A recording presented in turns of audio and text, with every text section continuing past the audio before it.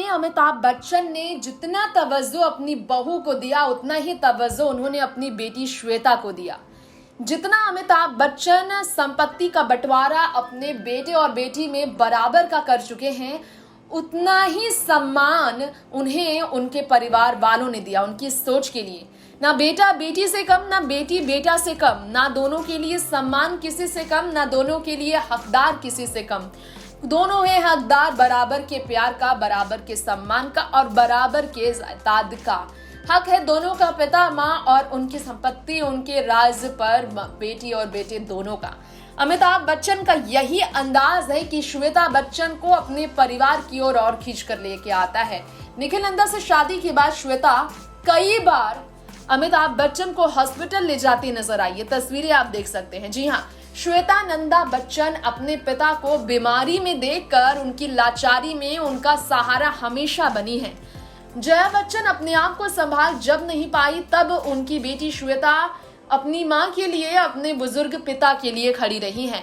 ऐसे में महिला दिवस पर अपनी पत्नी और अपनी बेटी के इसी ताकत की तारीफ करते हुए अमिताभ ने कहा कि हर दिन उनकी पत्नी, उनकी बेटी, उनके परिवार वाले उन्हें इतना सम्मान देते हैं कि वो इसका हमेशा शुक्रगुजार उनके रहेंगे और इस प्यार को वो शब्दों में बयान नहीं कर सकते हैं।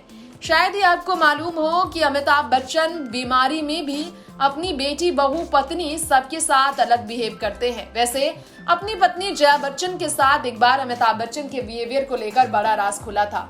पत्नी बेटी के साथ उनका बिहेवियर बहुत ज्यादा भावुक करने वाला रहता है। कभी अपनी पत्नी जया का मजाक बनाते हैं डाइनिंग टेबल पर बैठकर अमिताभ, जब करती है मिमिक्री उनकी बेटी श्वेता अपने माँ के रूड बिहेवियर का, तो या फिर कभी जब अमिताभ बच्चन को चपाती की जगह राइस दे देती है खाने को जया, गुस्से में हो जाते हैं लाल पीले अमिताभ। ये बात भी जया बच्चन ने ही बताई थी। तो ऐसा है कुछ खास रिश्ता बच्चन परिवार में अमिताभ बच्चन का अपनी पत्नी श्वेता बच्चन और अपनी पत्नी जया बच्चन और अपनी बेटी श्वेता बच्चन के साथ।